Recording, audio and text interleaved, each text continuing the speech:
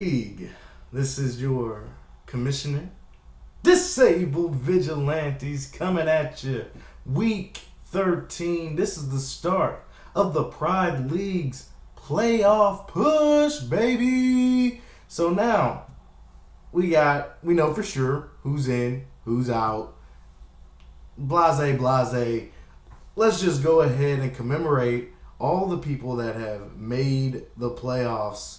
Let's start off with the guy who clinched first, Disabled Vigilantes, moi.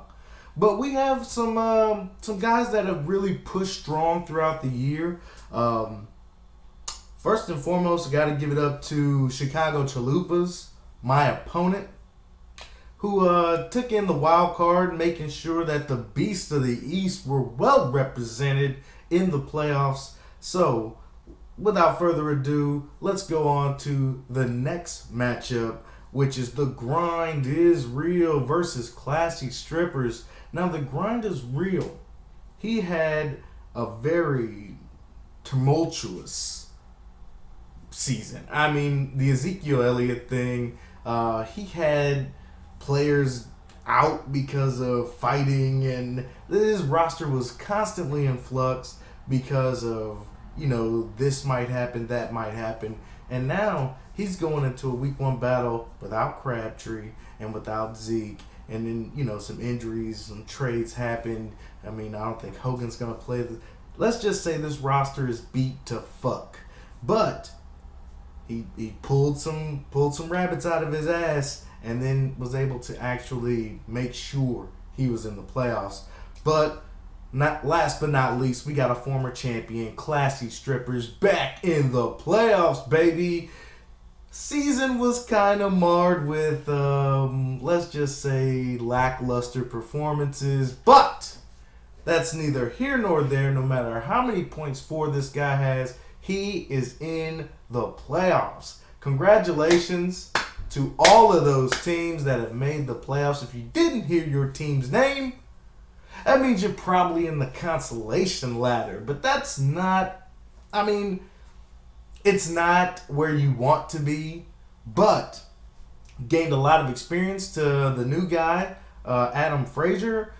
We got teams that are now, we got 3 keepers. So we can finally be like GMs, decide who we want to keep. Is this guy getting too old? Should I go younger? And then we can be doing some wheeling and dealing. This is the time that you want to kind of see what you got for your rosters, to see who you're going to stash, maybe keep in the next draft.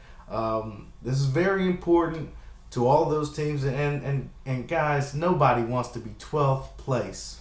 With the exception of Flawless Victory, he might be gunning for it. But with that being said, it's been a wonderful season. It was a horrible week in real football last week, but I gotta say that the fantasy season has been spectacular, the fantasy regular season, and now we go on to the postseason. Let's see who's gonna win this consolation ladder. Let's see who's gonna win and get into the championship. This is going to be an exciting playoff run. So let's get to what happened last week, shall we? If I could be so bold that I think everybody did extremely well. We had everybody in triple digits, but let's see how my predictions were. It's this week 12. I should be able to predict these fairly accurately. But I think I was 5-1. I haven't been perfect and on some crazy stuff. So I probably should have been perfect this week. But we had one owner, who liked to prove me wrong. Let's start with Bull City versus Classy Strippers matchup. This matchup really meant nothing to anyone, just pride for Mr. Doug Basin, who is full of it. I gave him the victory. He got it. Classy Strippers, however, is moving on to bigger and better things. Moving on to Chicago Chalupas and Flawless Victory. Flawless Victory scraping the bottom of that well, trying to get as much nutrients from whatever poisoned well he's getting, his water from. But Chicago Chalupas not only drove this man into the dirt, he put up 180 plus on him. So Flawless Victory is a wonderful way to end your regular season. Bounce back. You got complex stat lines for 2 weeks. prove to us that you are not the bottom dweller that we all think you are. So good luck with that. Chalupa's just a hell of a performance from AB. I do not want any kind of performances like that from Ben Roethlisberger and AB for these next 2 weeks. Next, we got Miami Dice versus The Grind is Real. This one had a lot of implications for The Grind is Real. A lot of toss-ups. If he were in a three-way tie, would his head-to-head record be enough to supplant that? I really don't think it would have been.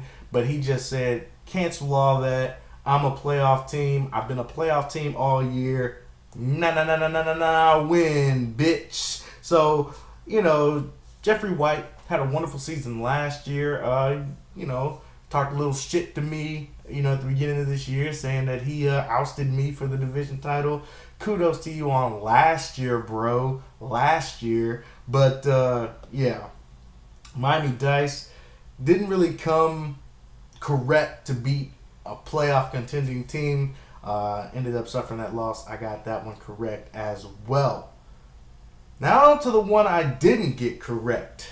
And I probably should have trusted my instincts, because I even said Lazy Pugs lives for moments like this. He thrives in situations where he can just cut the legs out of someone and say, you know what? I guess I will piss on your face. So he really just opened up his fly as down goes Frazier is on the mat pleading for him to get this victory.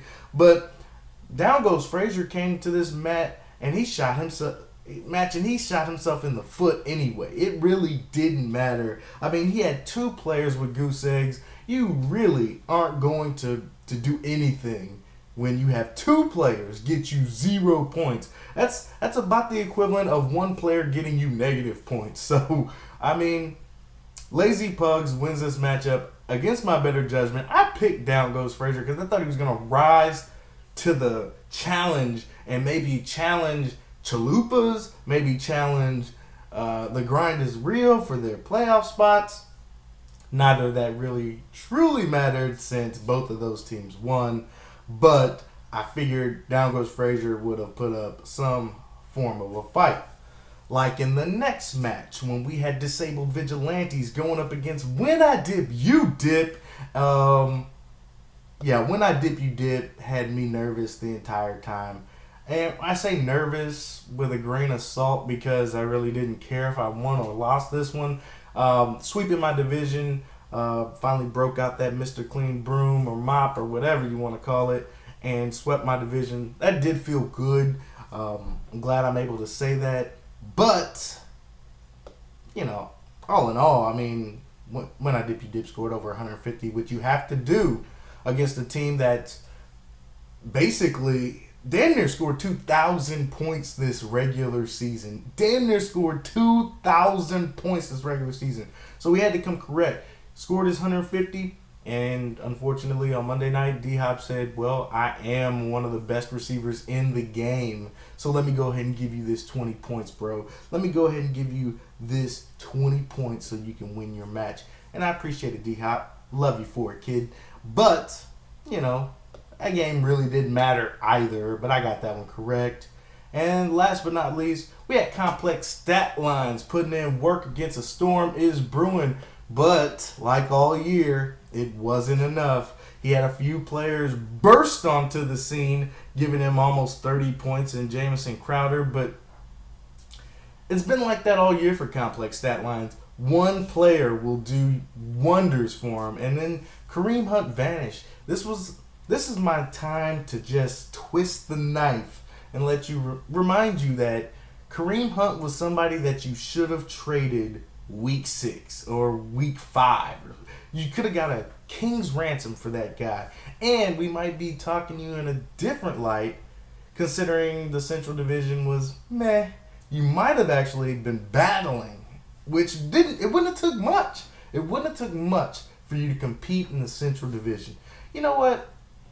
I think you know that, so I'm going to leave it be. I mean, now you got Kareem Hunt for next year. Hopefully they figure this out in Kansas City of where this offense is going, and if they can get some drives sustained, without needing a 70-yard play. So that's my picks for last week. Like I said, I went 5 out of 6. Thank you, Down Goes Frazier, for keeping me from being perfect at all this year. But we have the playoffs. Maybe I can get some of these picks right for the playoffs. Before that, though, before we go knee deep into the playoff picture, let's go ahead and award our fantasy dud, and most improved to finish out the regular season.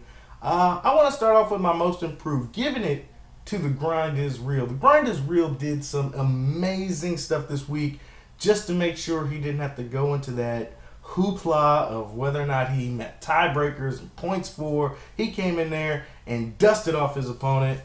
Kudos to The Grind Is Real and making sure he's a playoff team. Now, my fantasy stud has to go to Chicago Chalupas. I can't believe the performance AB and Big Ben put up for him, making sure that if there was any tiebreakers needed, he would have the points for. But I mean, this competition wasn't awake, so I doubt he had any fear going into this matchup. Chicago Chalupas doing the damn thing. It's fantasy stud of week 12. Now, the honor of fantasy dud goes to Down Goes Frazier. Ding, ding, the bell is sounded. Down Goes Frazier steps into the middle of the ring and receives a flurry of blows all up on the chin. He's pressing his button. Down Goes Frazier's on the mat. Down Goes Frazier's on the mat. I can't believe this. Down Goes Frazier has squandered an opportunity to just become the champion of the world and maybe get into the playoffs. I can't believe how he squandered in such grand fashion. It was absolutely ridiculous. 2 goose eggs from his opponent. Lazy Pugs, just lifted a leg, urinated in this dude's mouth, and he said, "Please, sir, can I have some more?" This was ridiculous. So fantasy dud goes to Down Goes Frazier. And as Lazy Pug said, welcome to the loser's bracket. And that was kind of funny when I read that. But, there's still pride to be had. You still got your team. There's plenty to think about for the offseason for all of you guys in the consolation ladder. So, as we look toward the future, let's actually look at this playoff. Let's look at this playoffs. I mean, this should be worthwhile. So, I'm not going to even beat around the bush. Disabled Vigilantes versus Chicago Chalupas. Who do I have this winning?